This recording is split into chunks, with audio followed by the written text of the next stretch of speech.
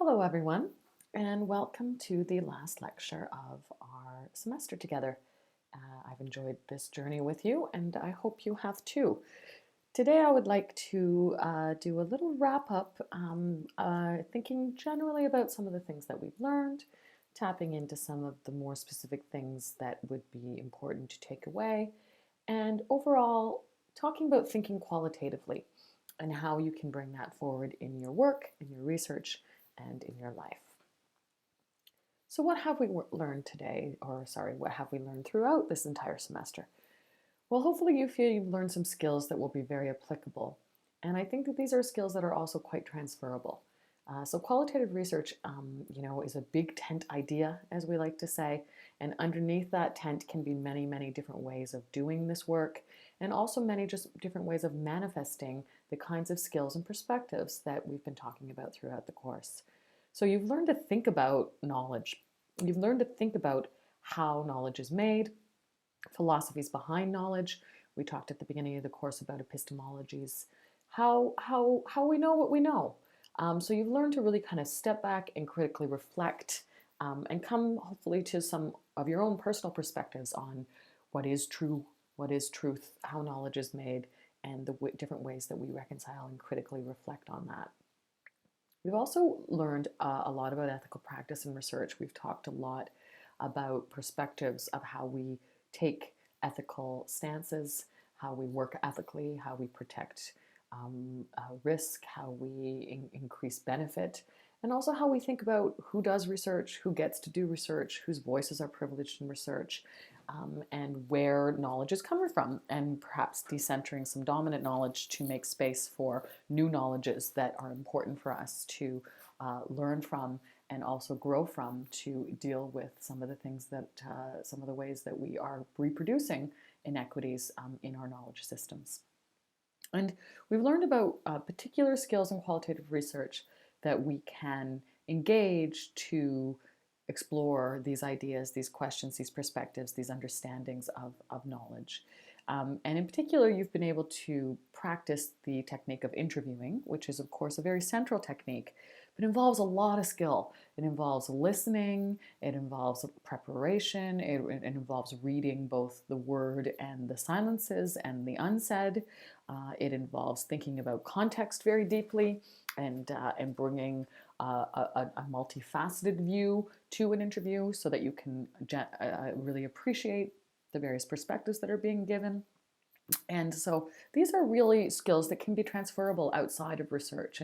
And research, as we saw from our guest last week, who reflected on art as research, research can really be any time that we're questioning and we're asking questions about the world, or we're seeking to know something. So research is not the domain, and interview techniques and active listening and learning to respect each other's positions, those are not the domains of the academy. Those are human skills and human experiences that we can really bring to all aspects of our life. So you've really learned, to drill down into those spaces, to use people's experiences and discussions with them to better further understandings of a particular issue or issues or lived experiences. And you've also learned how transcription as a tool in qualitative research can be utilized to then analyze those pieces of data, to code and analyze qualitative data. So again, I feel that these are very specific skills to qualitative research, but they're not only applying to qualitative research. How we make codes all the time in the world. Everything that we read, whether it's visual or text-based, is something that we code. We encode and we make meaning of the things that we're engaging with as human beings. So, critically analyzing those things, thinking about how we categorize those things, questioning and reflecting are very human endeavors that can help us to more deeply understand and perhaps deeply affect the world around us and the things that we really care about, and really deeply engage with what we want to engage with. And I know, again, having the focus of activism as our research in this course, thinking about how that comes back to the reasons that you engaged in environmental studies in the first place. So again, lots of different kinds of thinking and learning have gone into this work, and you've actually practiced interviewing and analyzing and creating theories on this question of environmental activism and activism in general by environmental studies students. And you've probably done a lot of different lines of questioning and thinking, especially in relation to how you're tackling your final analysis assignment. And so you've gotten deeper into this process of going from descriptive to analytical. You've been able to think about how you might generate your own theories from data, from experiences that people are sharing with you.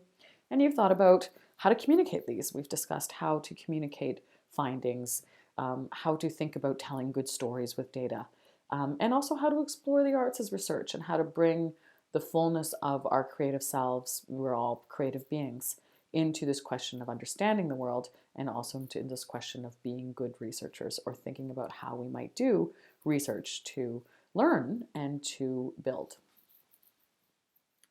So coming through all of these experiences, having learned these skills, listened to each other, read a lot, done a lot of thinking, what do we know about qualitative research, and how do we know how to do good qualitative research? When we're looking at qualitative research in the future, how do we know that a study is good, or that we trust it, or that we think that now that we feel that we have some skills in this area, that we think that we can identify a good study?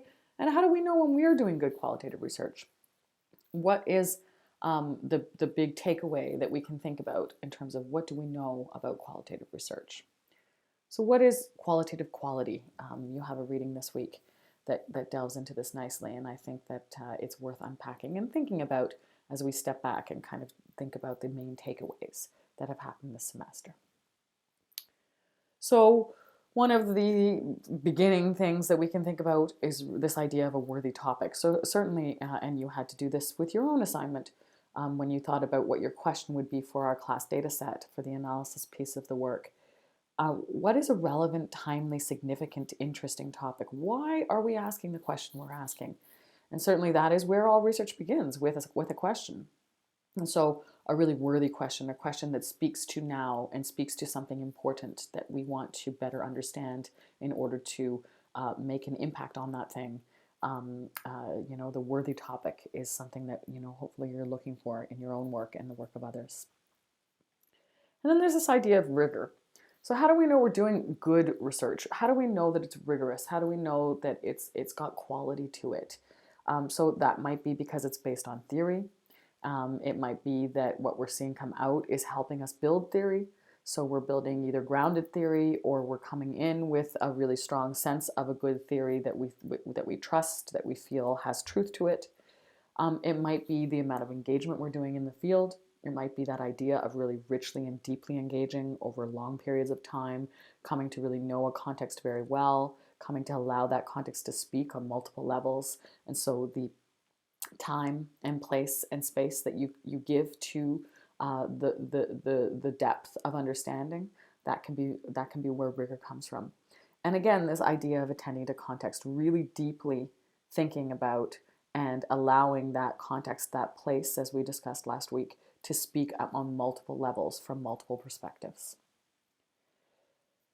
And that can be also in relation to this concept of sincerity. So how do we know really good, sincere research? Well, we've talked a lot about reflexivity in this class, and self-reflexivity, this idea of questioning back ourselves, our positionality, how we are interacting with the space we're interacting with, and constantly kind of revisiting that. And again, I think that was a nice part of the discussion last week, thinking about how, who we are and what we come with are always there, but we're learning and growing all the time as well. And we're also looking for a kind of reciprocity by allowing to change power dynamics in spaces, so that there's a reflexivity of whose voice is being heard and how we're allowing perspective to come forward. And the transparency piece, of course, is also very important in relation to this. So transparency with our participants, transparency hopefully with people that we can engage in co-research with, but also always thinking about where, and again, I'll come back to last week's discussion with Bert and Phyllis, and Bert highlighted a moment where we shared the budget, and we shared the proposal with the participants, with the co-researchers, to really allow them to define where the money was going to the best of their ability, but also telling them that we had certain constraints around the budget and that we had promised certain things to the funder. So that's an example of how transparency can really build the foundation of sincerity in research. And that leads us into thinking about credibility, which is really, again, this idea of trustworthiness. So the more that you describe the setting and the context, and all of these things are quite related, the more that this is the idea of thick description, the more that the reader can then decide whether they trust what you have done. So describing very deeply, and this is something we talked about when we talked about your writing up of your research, describing the decisions that you made along the way in relation to the research, describing very thickly and deeply the space in which the research happened and how it happened. And then there's this idea of triangulation, which means getting multiple perspectives. So, we might do interviews with multiple people. We might do focus groups with multiple types of people that reflect different parts of the issue. So we might have a cross-reference of ages, a cross-reference of racial identifications. And that's because we want to get a sense of the actual trustworthiness of our data and whether we're getting all of the answers that we need to be getting. And this related to this is this idea of crystallization, which we haven't really talked about. But this is related to getting multiple perspectives, working through numerous potentially theoretical frameworks. Often triangulation is also related to having multiple researchers, so there's multiple lenses, and this idea of working with co-researchers like we did with Making with Place is very central to that idea. But crystallization is this idea that we're doing that to build multiple perspectives like a crystal reflects light from different angles. So not because we're trying to uncover one valid singular truth, as we've been talking about in relation to how we think about knowledge, but because we want to open up more complex, in-depth understandings of the issues, always knowing that these are partial. So we're looking through different parts of the prism of the crystal, and we're seeing different parts of the whole. And of course, in qualitative research, we don't try to always construct the whole. The whole is not knowable, but we try to understand multiple facets of the issue or the idea that we're exploring.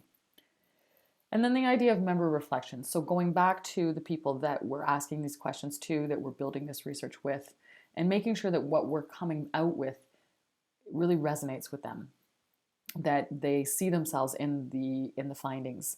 And if not, then perhaps we have made some interpretive errors along the way.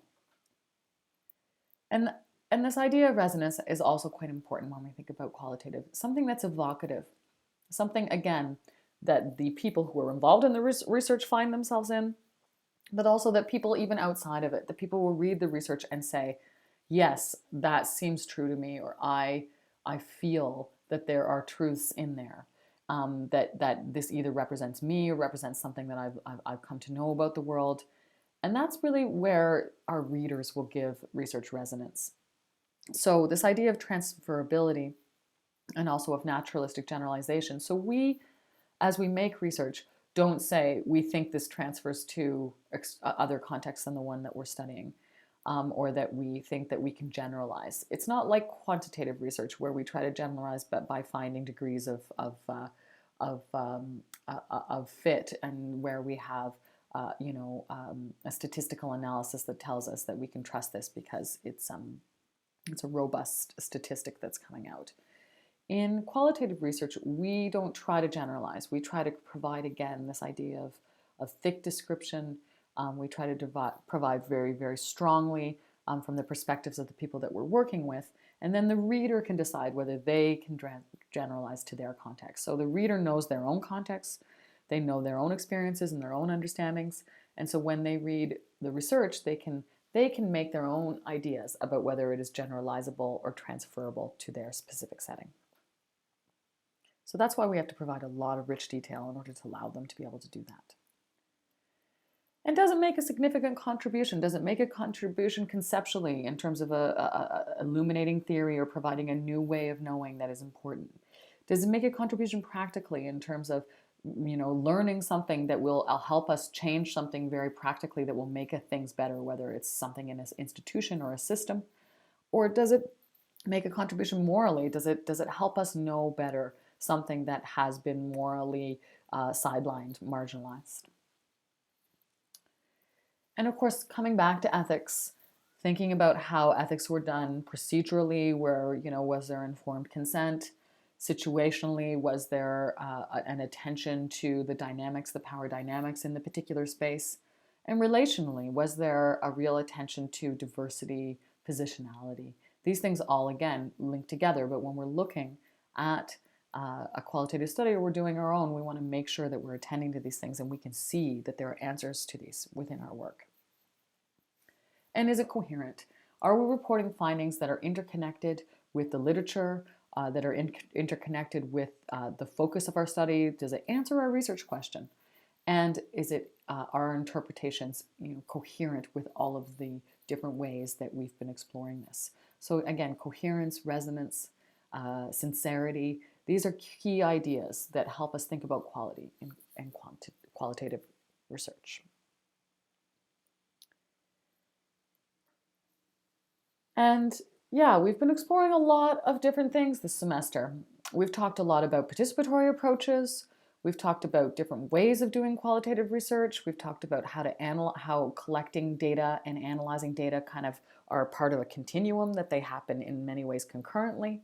We've talked about the idea of thinking theoretically. We've talked about this idea of prolonged engagement, which I was just saying about, really immersing ourselves in settings.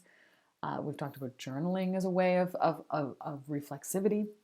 And we've also talked about the idea of audit trails, of ensuring that the decisions that we make along the way throughout our process of engaging in qualitative research are defensible, and that we have answers to the questions, why did you do that? Why did you do that? Next thing.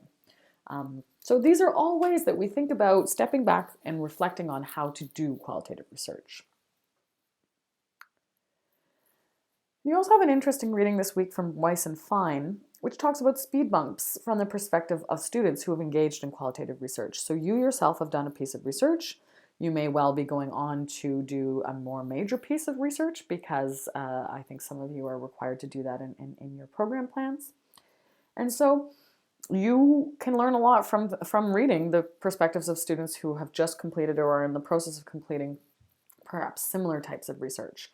And I really encourage you to engage with this reading. It's a nice storytelling way of telling, of imparting experience.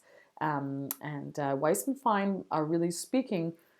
They spoke to students, and they had students tell them stories, and their students wrote the stories and their first-person perspectives about their experiences with research. And this is particularly research that is exploring what Weiss and Fine called free spaces, which is spaces where people are seeking to do identity work or sort of political change or social justice-oriented work. And you'll see that from the stories that come out. And not surprisingly, of course, they focused the stories focus very commonly on insider-outsider dilemmas. And this is something that we've talked about several times throughout the course. Doing research where one is positioned in either solidarity with a group, or where one might even be a member of that group, but is also an external researcher at the same time. And so, there's a lot of tensions in this work, as we've discussed. One of the stories was by a student or person named Kenneth Foster, who talks about researching racism as a Black student. And he says, in essence, I am both us and them. So, he represents, as a researcher, a more formal institution that's trying to understand experience, but he also has a lot of the lived experiences that are coming out of this research. And he talks about how he finds himself telling a lot of stories from his own first-person perspective when he's doing his interviews and his focus groups. And then he reflects afterwards about, was I inserting too much of myself in this work? And of course, there are no right answers to this, but these are really interesting moments of question, and these are the reflective moments. They might be speed bumps, but they sometimes, if we stop and on that speed bump and we allow ourselves to really reflect on what's going on and what we're learning, can be the most richest spaces that of learning, and that's why reflexivity is so important. So how much of myself to insert? That's the question, or the speed bump, that Kenneth Foster explores in his short essay in the Weiss and Fine piece. Tracy McFarlane also talks a lot about insider-outsider perspectives, and she talks about her preoccupation with presenting an account of thriving in her work, which is on new immigrants from Jamaica, I believe. And so not wanting to focus on race, even though she's been questioned, why is there not a real focus on race in your work? And so, wanting to provide a perspective that doesn't get what she felt like was getting caught up in race was her perspective. And what she realizes through reflecting on the speed bump is that her preconception was sometimes preventing her from seeing the full dimensions of the experiences of the participants that she was gaining research knowledge from or with. And so she actually came to refocus on race as she saw that blind spot and that speed bump coming out. And then she realized that that was actually telling a more nuanced account of resilience. So she was interested in thriving, but by not focusing on race because she thought it was going to focus on deficits, she wasn't finding the resilience that was actually part of the thriving, that people were experiencing racism and they were able to be resilient in the face of that. And so she found an even deeper theory and theoretical perspective from recognizing her perhaps blind spots, her preconceptions, her speed bump. We also have another nice essay in this collection from Craig Sentry, who talks about emotion and describes a very emotional encounter with a person that he was engaging with in relation to his research questions, and feeling like at the end of those kind of encounters, do I have anything to offer in return to this real generosity, this bravery and emotion that people have provided in response to the questions and the knowledge that I'm seeking to bring forward, and coming back to this reflection, thinking about how listening is so important and providing a space of listening, a non-judgmental space of listening. And also the opportunity to learn, and always,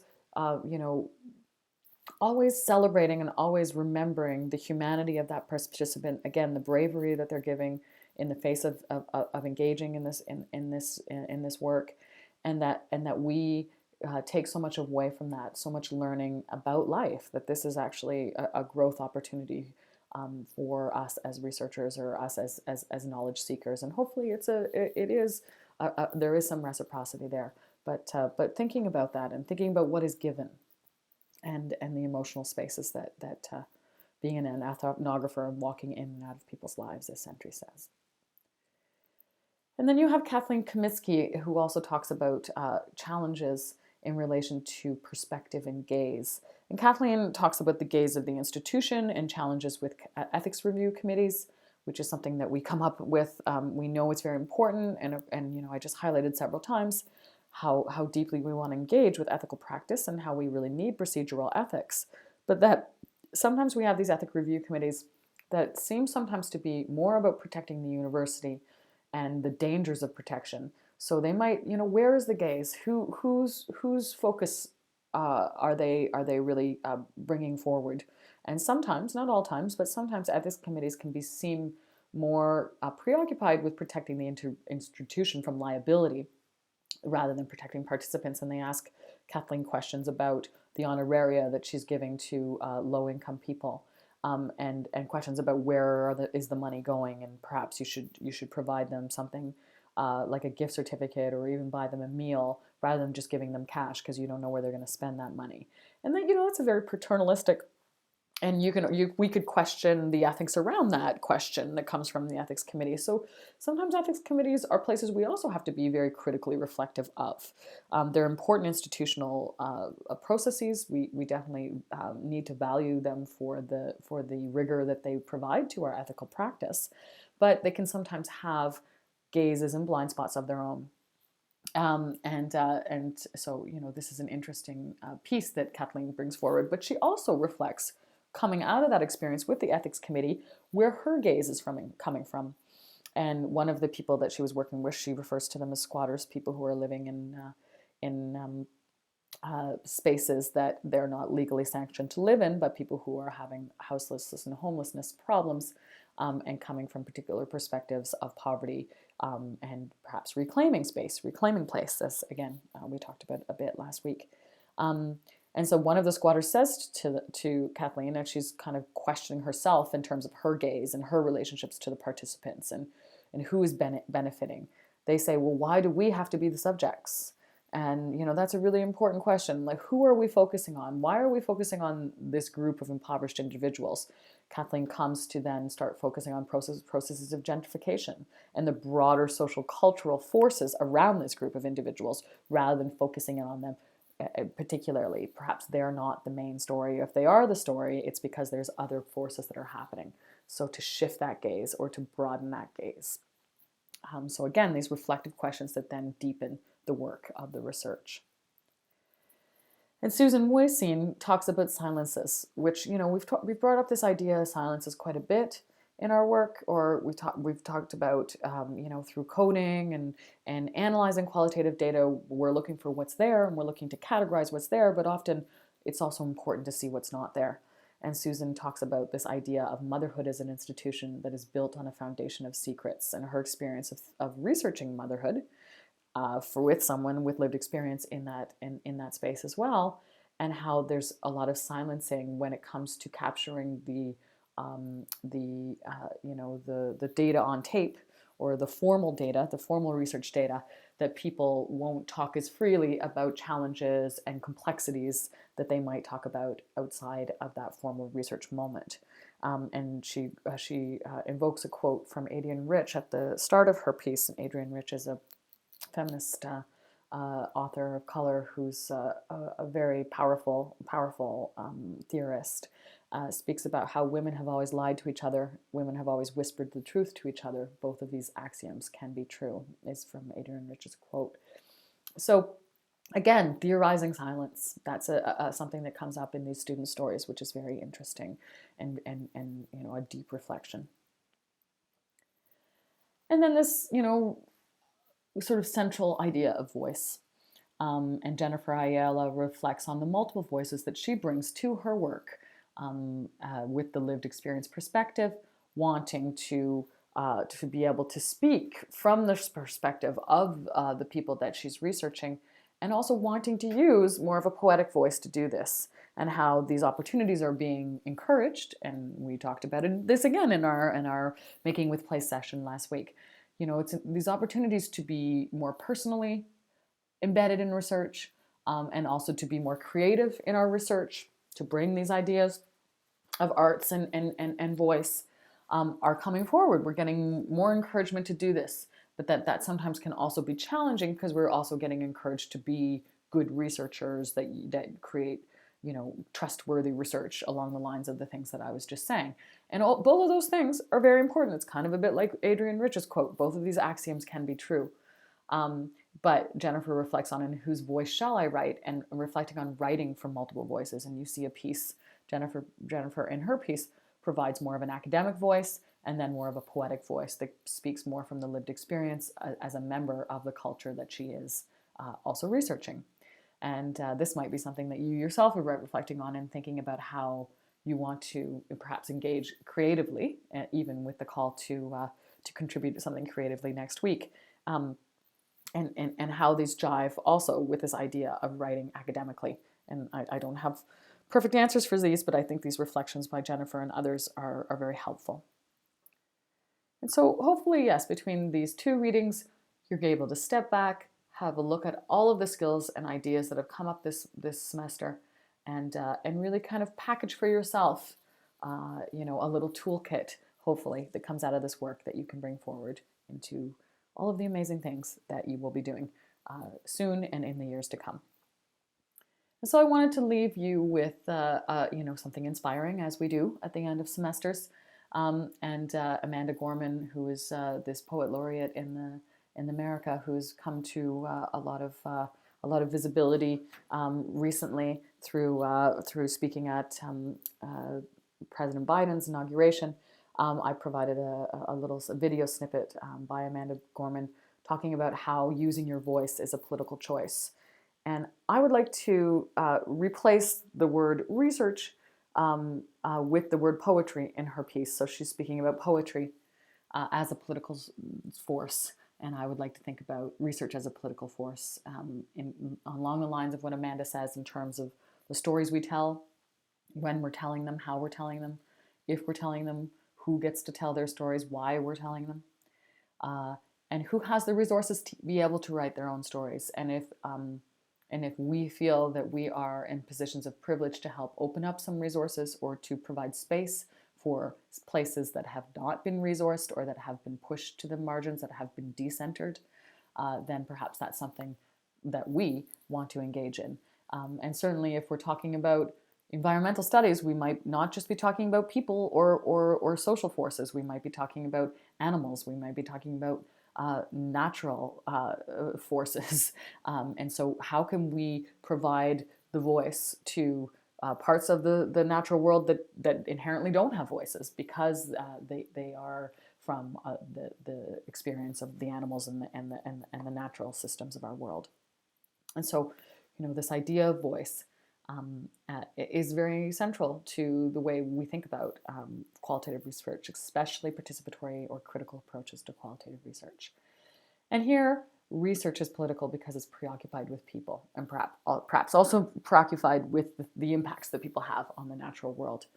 And so researchers have this phenomenal potential, you have this phenomenal potential to connect ideas, beliefs, experiences, lived realities of individuals to broader social forces of change.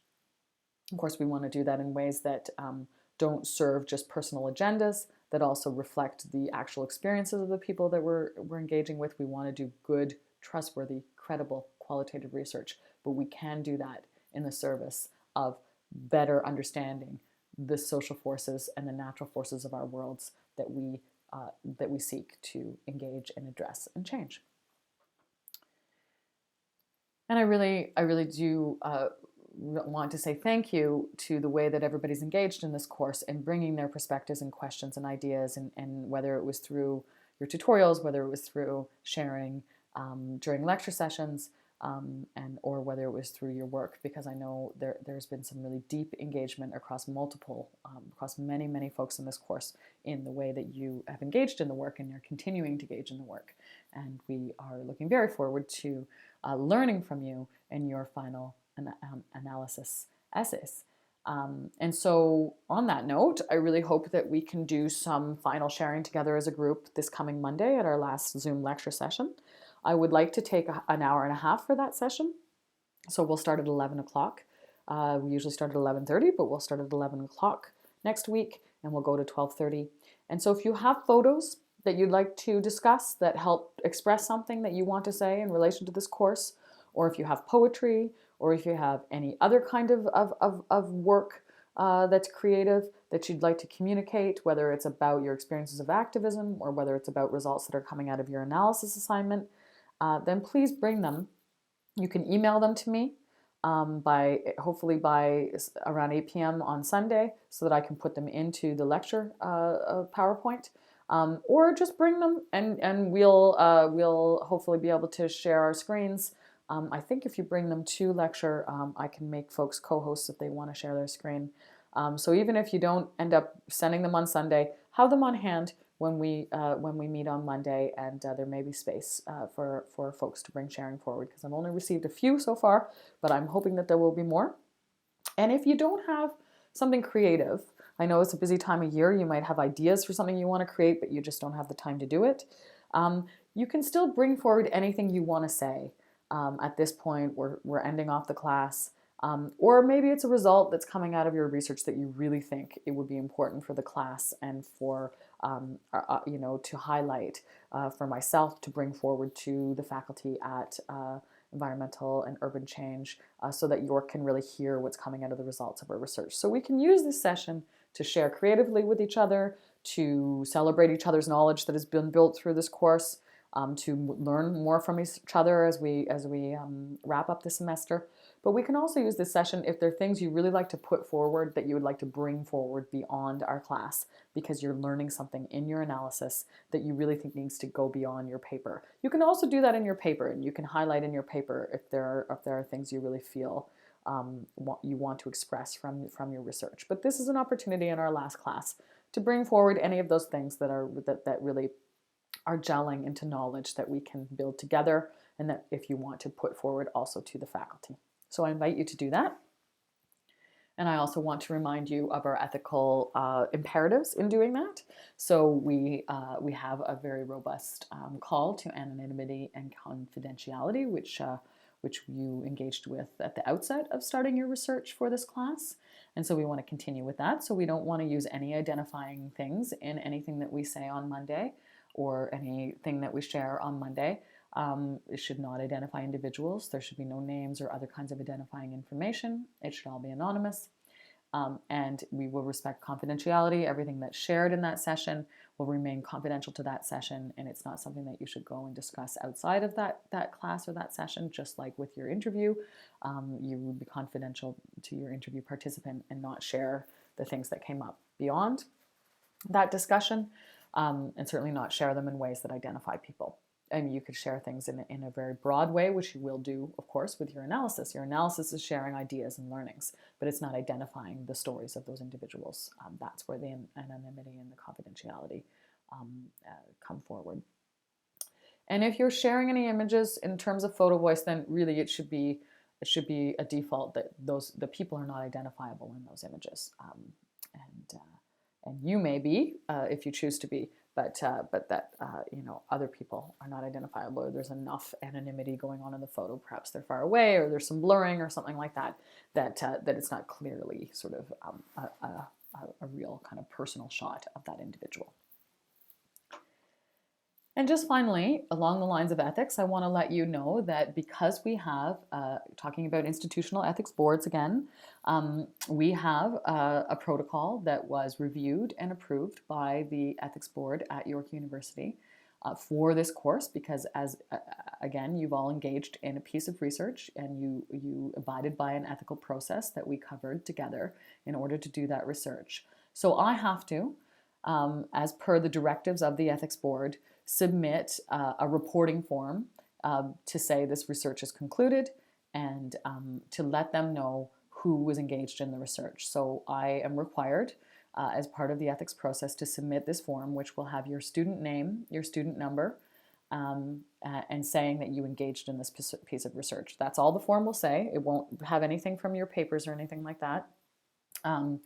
It doesn't identify grades or anything. It merely states that you did the research, that you were informed of the ethical processes that were important to be to abide by in that research, or to abide in order to create ethical research. And so you also implemented the relevant documentation in the form of the consent form, and that you will continue to maintain confidentiality of participants. And so one key thing of this is that you, as per our ethics, you should be deleting the audio files of the interviews that you created. So you're not meant to keep those after you're done with your analysis. So please do delete those files. And again, please do continue to practice the ethics of confidentiality that we've discussed throughout the course in relation to the findings. And certainly, again, that doesn't mean you can't write up your findings. Of course, that's what you're doing, but you're doing that in a way that doesn't identify individuals, and that we will respect people's confidentiality as the course ends and we go forward with the information that was shared with us in the interviews. If you have any questions about any of this, I'm very happy to take them. Please reach out to me via email, or maybe we'll have a little bit of time on Monday to discuss this if this is something that people need some clarification on. But basically, this is really just wrapping up the ethics protocol. Whenever we have an ethics protocol, we then need to wrap up to say the study's done. And this is part of the wrapping up and part of the requirements of the York Ethics Board. Okay, so yeah, these are my big tent reflections. And again, I'm really happy to have engaged with you throughout this course. I've enjoyed very much this review into qualitative methods, which are central to my work. I've enjoyed sharing some of my work with you, and I've really enjoyed hearing back from you and learned a lot from all of you, and I look forward to continuing that in our last session together, and I really do hope you come forward with some creative or critical reflections that we can discuss and share.